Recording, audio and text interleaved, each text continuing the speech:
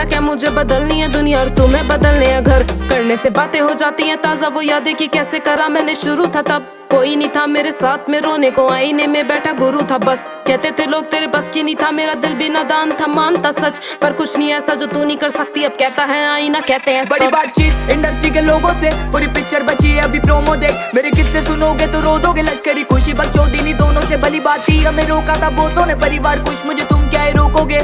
बिस्तर बना देंगे नोटों के अगर मेहनत को पैसों से तोलोगे। संगीत को सब किया समर्पित, लिखे दिल से गाने मेरे अमर गीत। बिगी पाक को सुन गया सफर बीत, मेरी बातें है रोनो मुकलर ग्रीट। मेरी